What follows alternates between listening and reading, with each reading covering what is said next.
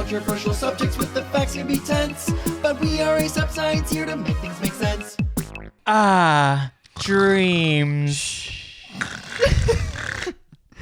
Welcome to our dreamscape episode where we will put you to sleep and at rest. Do you dream, Mitchell? Do you thine dream, Mitchell? Imagine I actually said I've never dreamed ever. What would you do? I would be so sad. I bet there's some people that have never Not. dreamed. Have never. Okay. But like, let's stay focused. Do you consider yourself someone who dreams? You may say I'm a dreamer, but I'm not the only one. That was gorgeous.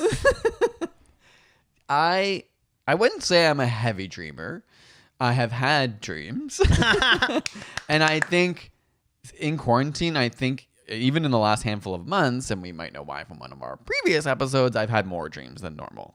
Really? Okay. But I tend to remember them right when I wake up and only for about 10 minutes. And I know it's common to forget your dream. Yes. I don't know if it's so common in the sense that I will wake up and know the whole dream, and then by the time I go to the bathroom, I fully forget it. Every aspect. I think that's very relatable. Okay, so you feel that way too? I feel that way too. I did, a really basic ass thing, which was like, got a brand new moleskin, and I wrote on the cover of that moleskin, "Dream Journal," and I put it beside my bed. And for 1 week, I woke up and the day. So I just went on a roller coaster, and I wrote out my dreams. You would write the full. And I was just like, I am going to lucid dream. That was 4 weeks ago. That was just something that did not stay. How long did you do it for? Like 1 week. Oh, okay. And you just got bored of it, do you think? Or it's just so much work? I now do morning pages. I also do 20 minutes of free writing that I was just like, I also do my journal of what happened in that day. Like, again, this is very much pandemic energy. Once we open up, girl, I'm throwing these books into the street because I'm never going to do this again. But adding a dream journal on top of all that was too much. It was the first to go. That is a lot. And when I was younger, I wanted to lucid dream so bad. Have you lucid dreamed, first of all, period? No, I've never been in control. You're so annoying. You've never lucid dreamed? You missed out. So I have never lucid dreamed, which is when you're in a dream and you have control. And my study is all about this. Is it? And you have control over your dream. No, but have I had very extremely vivid dreams? Yes. And in fact, the dream journal was kind of crazy. If you write your dreams out at the beginning, I actually would get to like 4 pages and be like, I need to stop because it's just like so much keeps coming up. And then I actually would, like, in the day forget it. Like, even though I'd written it down, I'd be like, go back and remember it. Then I would go read it and be like, oh yeah, but it's still not as clear. But you're telling me, I'm so skeptical. I'm like, you're lying to me. You're telling me you've been in a dream and you've controlled thou'st dream. Yes. And if you don't lying believe me, that's through your so freaking dentures. This is so rude, Greg. I know, I'm not lying. Okay, tell me. You think I'm a person who would just make that up? No, you're not. I'm just kidding. I don't believe I'm just in a laughing lot at of how you go things. from like, I remember none of my dreams to all of a sudden being like, and I control them when in. They're so distinct when it happens. And so I didn't go in trying, like, I wasn't aware that I was trying to lucid dream when it happened. I think those experiences prompted me to want to explore that more. But I'd say there's probably been 3 or 4 times in my life that I remember where I, in the dream, started to realize I was dreaming and started to control it. But in most cases, I woke up very shortly after. And I've heard that's a common experience because you get too excited. It gets overwhelming, and then your body wakes itself up because you're actually like a heightened sense of adrenaline. I sometimes have probably. those weird things where you wake up in a dream, like you're like, oh wow, I was dreaming, and then you like start living life, and then you literally wake up and you're like, whoa, like that was a dream so within real. a dream. Inception. I dreamed a dream within a dream. Inception. Okay. I'm going to talk about my study because it actually is so fascinating. It has to do with lucid dreaming. So these people are crazy in this study. I cannot believe how skilled, like, it's okay. I can't get over this study. Okay. So they were trying to figure out if while dreaming, that perceived reality was more similar to imagining something, like when you're just like doing some work and then you're like zone out and you're like, oh, I'm imagining myself winning an Oscar or something like that. Or if it's more similar to actually when you're awake and you walk down the street and you go to the store. So in your brain, when you're dreaming. Can you say that one more time for me? Sorry, I just want to like track it. So they're trying to figure out if it's if dreaming Yes. is more similar to which of the two In things? when you're dreaming, your brain is acting more similarly to when you're imagining something. Like daydreaming. Is Yeah, that what you mean? yeah. Just kind of like thinking of a or scenario in your trying mind. to picture something in your head, Okay. or actually doing something in real life and like Okay. going to the convenience store and you're actually just walking to the convenience store as opposed Got to it. thinking, I'm going to the convenience store in my head. Got it. Which I was like, that's a cool study. Because Yeah. I'd never really thought like To about differentiate that. Yeah, yeah. So the way that they did this is so fascinating. So there's something called smooth pursuit eye movements, which is when your eye can smoothly track something. And you can only really do that when you're looking at a real object. If you try to imagine yourself looking at something and move your eye will have a really hard time not just bouncing all over the place. Like your eye is just like, it needs to be looking at something in order to Yeah. stay focused. That is so interesting to think about. Did you ever as a kid look out the window of a car and try and like, you have to like, you can't, it's so hard to, Oh God, that's like, I honestly was like, I'm going to barf in my pants. but you can't look. Yeah. I think Yeah. I've done that as a kid, try to smooth Yeah. move and you realize your eye always is grabbing onto something Yeah. every time it goes by the car. You Yeah. can't just like, unless you fully blur your eyes or like look really far in the distance, your eyes constantly grabbing something, grabbing something, grabbing something, grabbing something. Exactly. So if someone was like, imagine a ball going from the left of the room to this right and follow the ball with your eye. Imagining your eye will actually have a very hard time and it'll bounce around and it'll all of a sudden be like, oh, I'm actually Yeah. focusing on that manfrotto, Pieces of- like light in front of us. So that's so cool. So smooth pursuit eye movements are a sign that you are experiencing something in quote unquote real life. So what they frickin' did is they got these skilled lucid dreamers to go to sleep, and what they would be able to do in their dream is they would signal with, because they would have eye tracking devices on, they could signal in their dream with a left right. They would go, okay, left right, so that the researchers could get the exact time of where they are in their dream, because they're so aware in their dreams. They go like this, dee, dee, dee, dee, and then they start having a dream and they start tracking them. Then when they get out of the dream, they go, what did you do? Like, were you playing basketball? And the people can tell them so clearly. And then they study the eye movements after the left, right, and they see like, are there any smooth pursuit eye movements here, or is it all over the place? And if it's all over the place, it's probably more similar to imagining.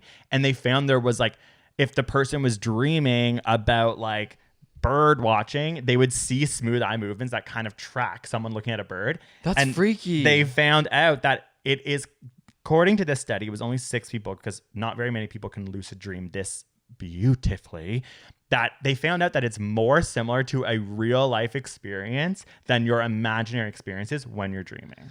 Wow. I There's some love it. I have so many also questions, but that is also like philosophical in a weird way. But I'm like, where do you find like expert lucid dreamers? I'm so fascinated. I want to be one. And I also am so curious how the study was like. Maybe they just put out a call for people who For claim sure. that they Like, can lucid dream. like if you're listening to this, please reach out to us about if you lucid dream and like your like skills for it, because I think we want to do another video on ASAP Science explaining it. But the way that they described these people and their ability to lucid dream was fascinating. And I think lucid dreamers are out there, and like I was reading more, like there was like extra information, and these people it's a big part of their life. Like it's like they're spending a lot of their life Like trying thinking to about do and this practicing. craft.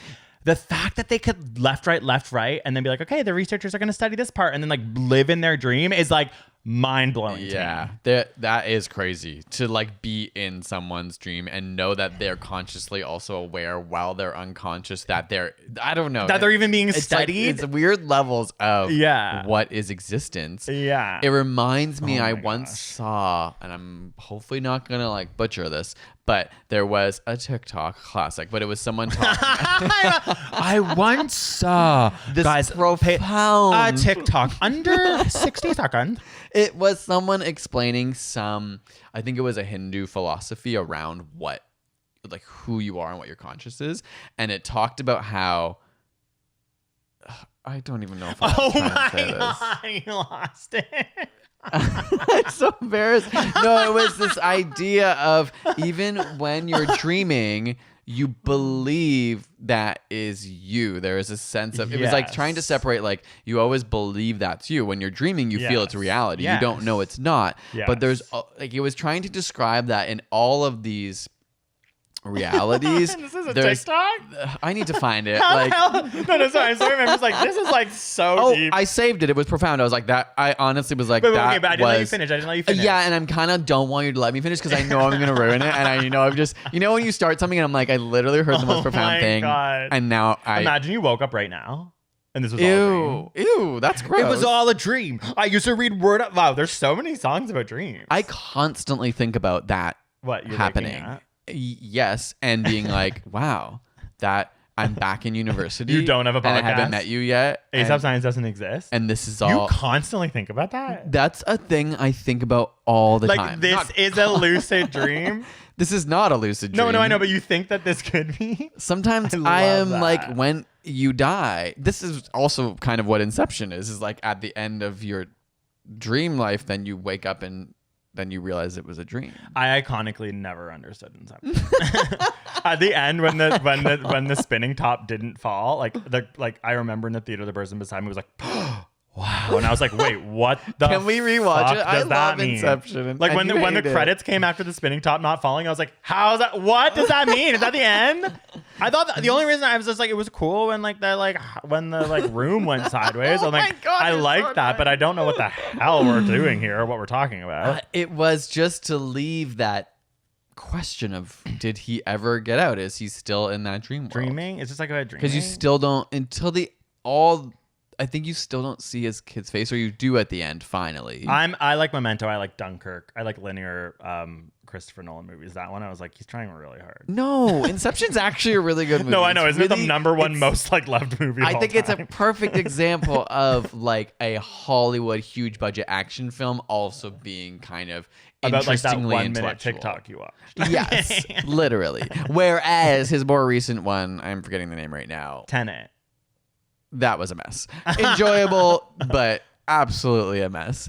And I love was that. truly, sincerely realizing all the tropes in action movies, because when you don't understand the plot at all, you suddenly realize, oh, clearly I'm supposed to be excited at this point, and this is the turning point. The I don't. music. Dun, dun, Yeah, dun, dun, dun. I'd be like, I don't know what's happening, but I know the stakes are high. And then I'd be like, I know now the twist is happening right now, but I don't know what the twist is. I love thinking about how the actors on that set probably wish they could wake up from a dream. They're probably like, are we going to be in the first bomb flop of a I movie that think- is Tenet? What's his name? The young cute guy, Robert Pattinson? Pattinson. I think that in an interview he was like, I didn't understand it while we were filming. That is like the male bravado of Hollywood. Like, of course, there's just like this random dude who could like get like millions of dollars, use so much energy to make a story where everyone's like, does anyone get this? And there's like no one chimes in and is like, notes, honey, notes. Like, could someone? Yeah. Anyway. Oh my God, I love that. Imagine a woman trying to make a movie like that. I'm sorry, but like there's injustices in this world. Whatever. To be fair, my criticism of that also comes with the appreciation that he's trying. And I know there are lots of conversations around Christopher Nolan being like very pretentious and not very nice to work with, is what I've heard. And it's like, but I don't do want spend to so say, much money and like make or it a small do. I'm film. glad he at least. There's a lot of giant Hollywood budget films that don't even try to push the boundary of interesting. anything. And I think once you read about it, you're like, this is an interesting concept. And he tried, and I don't think it came together, but it was cool. And thank you for trying to do something different, and it failed. And I'd rather someone push and fail than just get the same cookie cutter movies over and over. and Whoa, over. we've got a So, I'm Christopher a Nolan stan. apologist over here. Okay, whatever. You are a stan of him. I am a So stan. it's like every single like white man. Okay, so What did you call me? yeah, no, like I am definitely the white man. I'm trying so hard not to like Inception, so I don't seem basic. I'm like, actually, as a white man, don't even get it. When I think about dreaming, my most common like triggering dream is going up a roller coaster. Like spending a lot of day at a theme park going up. I was obsessed with Canada's Wonderland. It was like truly my joy. Like my mom would take me like once a year, and I would like wouldn't be able to sleep before. More important than Christmas morning, in my opinion. Aw, to that's go to like roller coasters, like were my freaking jam. And so a lot of my are going up the roller coaster, and right as I'm about to go down and enjoy the thrill that is thine roller coaster, boom, wake up. Oh. So maybe that's the exciting thing. It's like when you realize you're lucid dreaming, and then your body gets too excited that it wakes itself Oh, up. it's like I literally, and then I pissed the bed. Imagine. Oh. then I wet the bed. People do that too. Like sleepwalking is so fascinating. I kind of wish now, like I have some things about why we dream, but I wish I looked into sleepwalking. I'm so fascinated by that because in REM sleep, your body typically is paralyzed, which is why some people wake up and have night terrors because they're still dreaming, but their body isn't working. So their eyes open. And we should talk about that. Once Actually. I was a camp counselor and one of the kids got down from the bunk in the middle of the night. They always made me in charge of like the littlest kids. I always thought it was like a little homophobic. I'm like, what? You don't think I can shoot this shit with 13-year-olds? I always had to be like, it's okay, little honey, and like deal with all the wet sleeping bags. Like everyone's pissing their pants everywhere. They were all so cute. I actually really like loved it. But there was this kid and he got down from the bunk and it was just so off. Like, and I was just like, I don't know, like Charlie, like what's up? And he just like looked at me and I was like, oh my God. And then he opened the door of the cabin and went outside and I was like, is he sick? Like what? And I was kind of like, Charlie, like I didn't want to like, I don't know. It was really weird. I didn't figure out what was going on. I was like, what are you doing? He walks around the cabin, starts walking towards the lake. And I was like, Charlie, Ew. Charlie. And then I just grabbed him. And then he like looked at me and he was like, oh, what? And I was like, oh my God. And he was so young. I think he was like 7. What would have happened if you weren't there? Exactly. I didn't want to be like, oh, you were sleepwalking. I was like, oh, let's just go back in the cabin. He was like, oh yeah, we should go back in the cabin. And he went back in the cabin, went to bed. And I was just like, oh, from that point forward, I was like, we got to keep an eye on Charlie. You couldn't sleep ever again. Charlie's cursed. Oh my gosh. Yeah. That's so scary. Have you ever sleptwalked? No. Sleptwalked? No. Sleepwalked? Slept. How do you say that in No, the past never. tense? I'm freaking out on that bed. I have, but never very far. Like I definitely have gotten out of my bed. So Once you sat up and went, the bus. Okay, and I'm going to bring this screamed. up. So especially in university and late high school, I had a lot of night terrors. It developed like in high school where I would wake up, often be paralyzed, see things in my room. And then for, the 10 seconds, you have like a demon sit on your chest and you wake up gasping for air and then everything's gone. It's like but the you're there. famous painting, The Nightmare. Which It is. I think it's a really common experience. Okay, but what I need the audience to diagnose me with something. Or I want to know if other people have experienced this. So a lot of times with you, even in the bed, I've woken up and I've seen a bus in our room and I would be like, the bus, we have to get on the bus. But in my mind, like my eyes are open, we're in our room and I'm still dreaming. And that's one type of thing that happens where it's not like I'm dreaming in a different world. I'm dreaming in our room. How do you know you're dreaming in our room? Because then when the moment it stops, the room is the same except for all the dream elements. True. And as we just found out, in your brain, dreaming is more similar to reality than imagining. So it makes sense that you could just like be so real. Yeah, it just is like there's stuff and it used to be terrifying. Sometimes I would wake up and there would be spiders all over the wall. And then I would be like freaking out and seeing them. And then eventually they just go away. It's like my brain was still dreaming, but my eyes were open. Oh my God, it was the scariest thing. Anyway, there's another kind of thing and I've heard a lot of people have that kind of experience, but there's this other thing that happens to me and I'm like, should I be sharing this with strangers? It's not weird or private, but I'm like, when you're like, do I have a problem?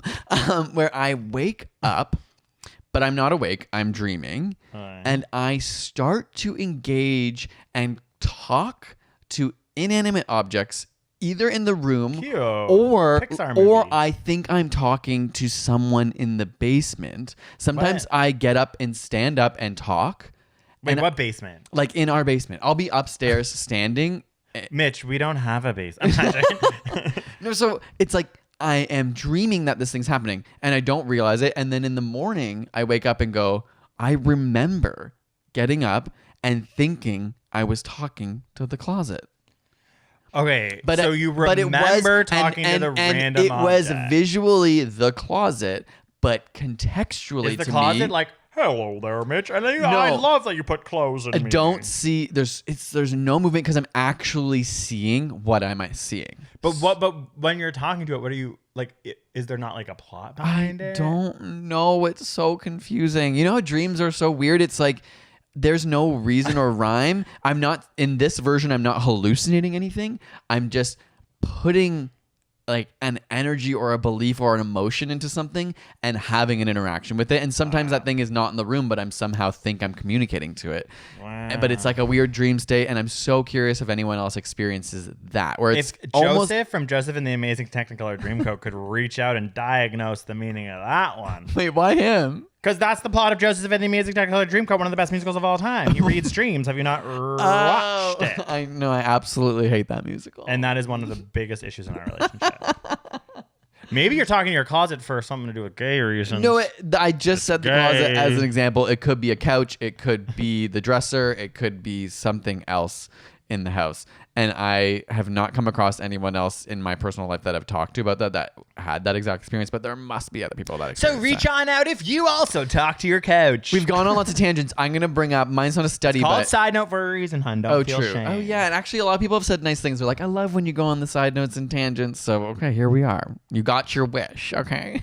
But I'm bringing it back to the science because I want to talk about why we dream and what they actually mean from a neurological perspective. And this is from some of the it's not a specific study, but this is from my sort of favorite sleep scientist, Matthew Walker. He wrote the book Why We Sleep, which absolutely transformed my life. Ooh, really? Changed me, and I want to read it again. Yeah, it's just so fascinating. It's so interesting. He often says how sleep, it's like we sleep for 12 hours. If you're lucky. Sorry, I meant... Who the hell sleeps for 12 hours? I didn't mean to say 12 hours. Oh. I meant to say, 8 hours, but it's like Even if you're lucky. Well, it's such a humans and animals. Like Ernie sleeps way more than that. I see. It's like we spend so much time sleeping. Why not learn so much about it? And it's like clearly insanely important if this evolutionary trait, it's like almost I think every organism on Earth has some form of sleep.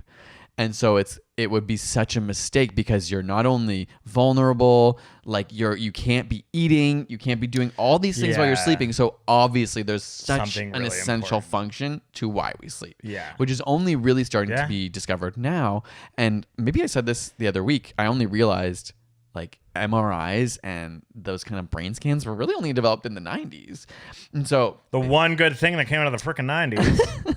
So it's like we're really getting to see inside brains in a different way than we ever Yeah. had before. To be able to like scan them, see how blood's flowing, be able to pick up like the different waves that are coming that's off. true. It's such a vulnerable state. Of course, it's like super necessary. So let's just quickly talk about, you have your different sleep stages. You have light sleep, and then you slowly enter like stage 2, which is another form of light sleep, and then there's deep sleep. And Wait, that's where isn't that REM? Which one's No, REM? so REM is like stage 4. And by that we mean rapid eye movement. So rapid eye movement is when you dream, but you have to go Oh. through your light sleep stages, and then you go through deep sleep, which is sort of restorative and where a bunch of different other brain processes Whoa. happen. So in deep sleep, that's when you're basically saving your memories is how they would say it. It's like deep sleep is consolidating the things that have just happened in your day and imprinting them into your brain. Cool. It strengthens memories. So people who lack deep sleep suffer from memory disorders, perhaps, or like getting deep sleep is important for that.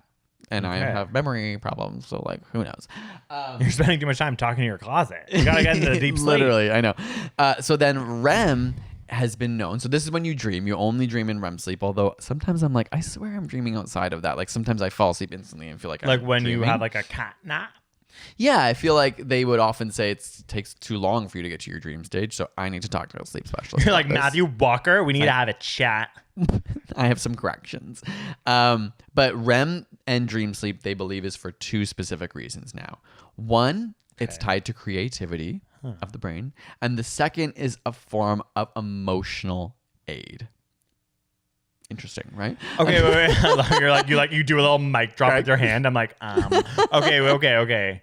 I thought they'd be less like creativity to me as a So, word is yeah. so arbitrary. So let me explain the Okay. creativity then. Thank you. So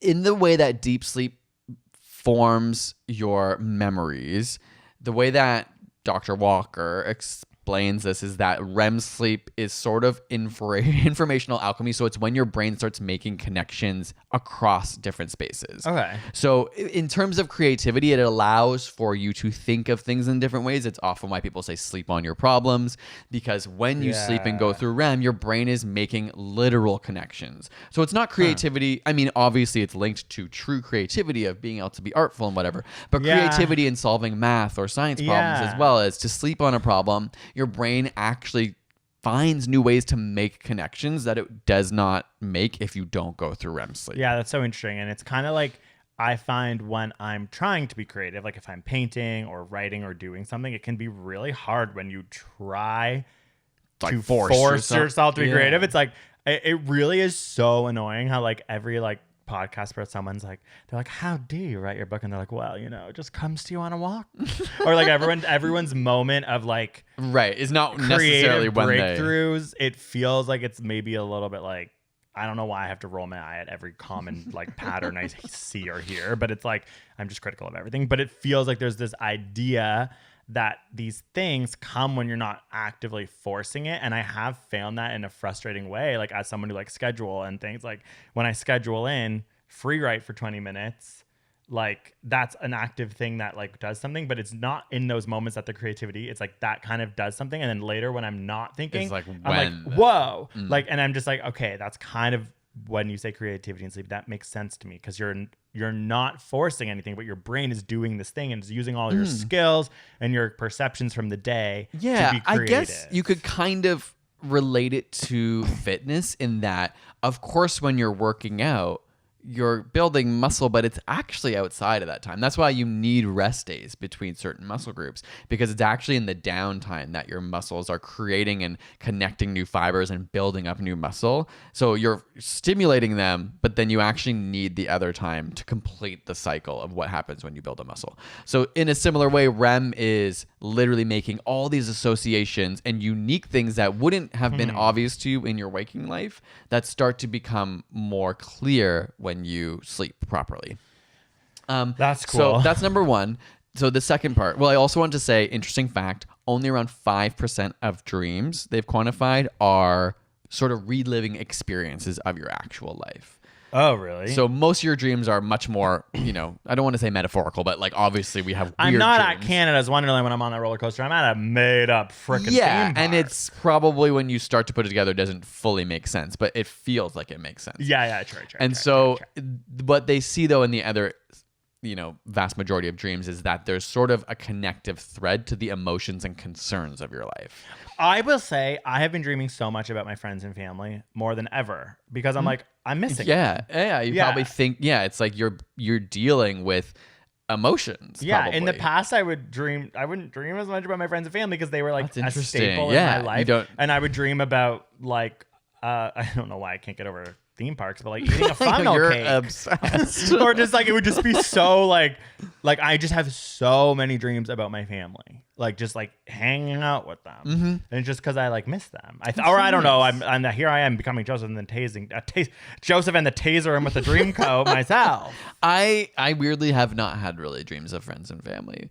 I feel like my dreams have been odd and weird and like any that you can remember. Not like a really virus chasing. right in this dying? moment on the spot. I can't, but I just feel like I have been waking up and having very bizarre dreams, and then I forget them. But in the moment, I'm like, that was weird. Like, Yeah. what was that about? And so it kind of ties to this. It probably represents something. It's not like I'm working through a specific scenario, but maybe the emotions and concerns attached to the dream is what it. So this is what it has to do with mental aid or emotional health.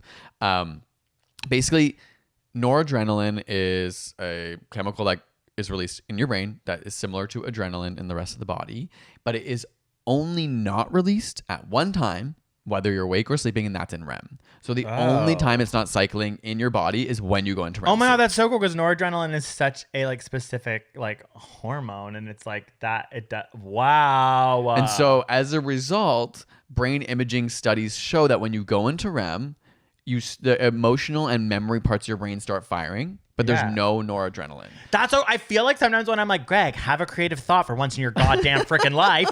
It's like noradrenaline's firing in my brain. I'm like, I can't think of Too anything stressed? differently. Yeah. I'm like, oh, I've got an idea. Maybe like the pandemic's hard. Like it's just like I can't think of anything.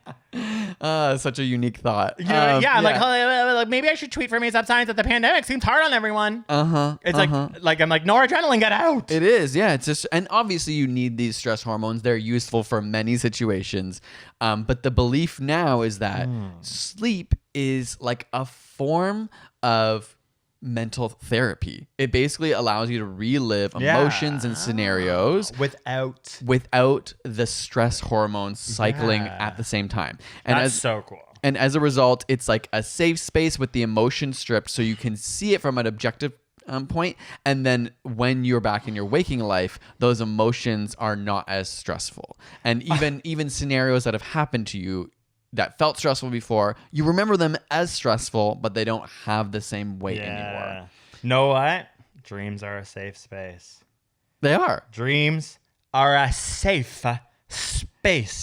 It's actually also really similar to, you know how there's MDMA therapies now where Oh, you bet I did. No, I'm kidding. I've I was never like, done have you one. done that? And I haven't done MDMA in so long because if I had been in a pandemic at home, I just think that's not the best way. So they, in trials, this isn't like a common accessible therapy, but they'll give someone MDMA and then try and go through hard, whether it be traumatic or just really difficult emotions, because you've sort of you're in a really different mental space, a positive mental space. Yeah. The serotonin's flowing. You can objectively view that experience in a positive light. And the theory is that adapts your brain to not have so much stress around that scenario. My trauma is that once I was late for a Lorde concert, so I really think I need to like process Go that through while that on MDMA. And this is why PTSD patients often, so they have too much noradrenaline that they continually have dreams of their trauma. And so that's actually one of the criteria. That makes sense. So one of the criteria to be diagnosed with PTSD is recurring nightmares. And so the belief there is that there's too much noradrenaline. You're reliving the trauma and not getting that effect. So when you have REM sleep, even if it's a nightmare, no noradrenaline? That's based on what I've heard and read from Matthew Walker. Obviously, nightmares. On me with Matthew Walker. I'm obsessed. I actually am obsessed. Is he hot? He's cute. Yeah. Well, if you got a good brain, that's all that matters. Exactly. He's got a really good For brain. those of you working on your summer body, it's like, well, you better be reading books at the same time. You know what I'm saying? Like, we also, there's more than just the body. I love how that snuck its way in. Well, I mean, it's true. It is. Have you ever seen a hot person that's titillated yourself with the brain? It's rare, and when it happens, that's an explosion of noradrenaline. It is an explosion of adrenaline. Yeah. And all of endorphins, dopamine, serotonin, and all that kind of stuff. Anyway, I just thought that kind of helps to explain why we dream and what they mean. Obviously, the context of your dreams can be very confusing, but they believe that the emotions you're experiencing is so your body. It's therapy. Dreams are a form of therapy. I'm crying. I thought my study was cool, but no, they're both so cool. Shit. I actually want to get back into trying to lucid dream. You're right. It's so much work. It's actually so much work, but it would be cool and fun. And why not have a second life? The way I do it is that I eat weed, and then when I don't eat weed, I lucid dream because that's a literal symptom of what happened. But you said you haven't lucid dreamed. Sorry, I vivid. Yeah, your dreams. Sorry. Okay. I vividly dream. I guess you're right. I've never lucid dreamed. I think that's part of it. Is that like I think if I had an experience of lucid dreaming, it would be easier for me to like find the time to do my dream journals because I'd be like, let me get. But I've never come close. I was gonna ask, do you have nightmares very often?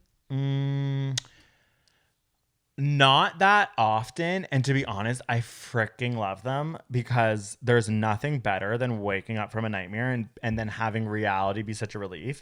Like usually it's like I'm having a really amazing dream. I'm like hanging out with Robin. We're like listening to the song Honey, and she's kind of looking at me like, Greg, like I really love your input on my next album. I'm like, wow, I'm like creatively helping Robin work on her next album. And then I wake up and I'm like in my bed and I don't know Robin. And I'm like, wow, this sucks. Yeah, that's Whereas true. like when I have a nightmare, I like wake up and I'm just like, oh my God, thank God. So often I have nightmares about being underprepared for an exam. That's true. So like so often it's like you didn't do your homework. You're going into an exam, like literally like a biochemistry exam. I'm freaking out. I wake up. Oh, the sweet relief. I jump out of bed with a pep in the step. I skip to the shower. I put it on cold instead of hot. And I'm just like, ooh, you know what I mean? Like, I don't even have an exam. I haven't been in school in 10 freaking years, hun. I'm blasting Britney first thing in the morning. That's true. No, I didn't think of it that way because I don't like nightmares, and I thought it was psychotic of you to be like, nightmares are great.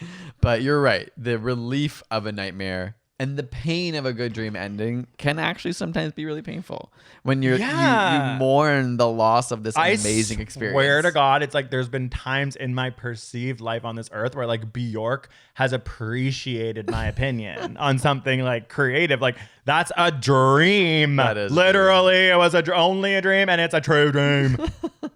I feel that. Imagine Bjork cared about Mine are truly me God. being on Survivor, and I wake up and then I'm like, I'm not. Exactly. That's so hard, but it was probably so fun while you were on Survivor in the dream. I know, but it's like I didn't get to go far enough because I didn't get to explore the dream till the end. It's That's so the sad. roller coaster of it all. I know. The roller coaster of life. Oh my God, I love so dreams. That's badly. so cool. I'm gonna find it for you, Greg. Maybe in the What? next episode. That TikTok I was talking about actually was so profound. But I also love like not stop remember the it. tapes, everyone. I would love if you're like I was reading like the captions on a TikTok. That's whatever. It's life now. We have been absolutely obliterated violently. That now 1 minute is our cutoff for attention. It's just the way the world is. And I can't be that hard on myself. It's truly I only saw this thing for 1 minute once. Yeah, and you read books and you watch long movies and don't go on your phone. I'm smart. So it's like we have balance, but sometimes we do get sucked into Thounced app in a horrifying way. I will say TikTok great. is insane. We need to do an episode on TikTok actually. If you could have, I was trying to think of would you rather live in a perfect dream world Okay. than regular life? Hell no. What? Wait, I'm confused. There's actually a beautiful. This one I'll remember. It's a TikTok. No. This is like Alan Watts. Okay, so there's a scenario he tries to paint that's like a famous. I don't know if it's a Buddhist philosophy, but it's a story that someone tells where it's like, if you could design your perfect dream every night, and you would live a whole life in that dream. Okay. You would start by making it everything you ever wanted to do, right? You give yourself the perfect life.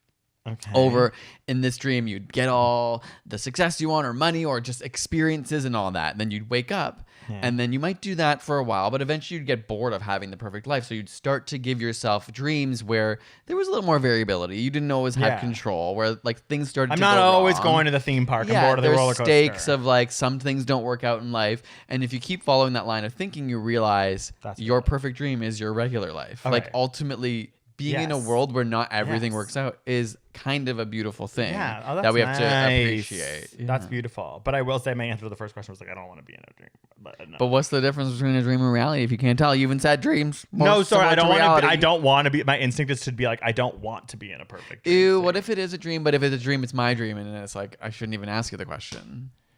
You know? Yeah, like, honey, girl, I'm the main character. Ew, but you're in my dream, bitch. I hate that. That actually messes with my brain. You're in my freaking dream, because I know it can't be your dream because I know I'm here. Yeah, but I know that you're just saying that because you're in my dream and you're just like making that up. And likewise, you're just saying that now. So I have to reconcile with, are you real or are you a dream?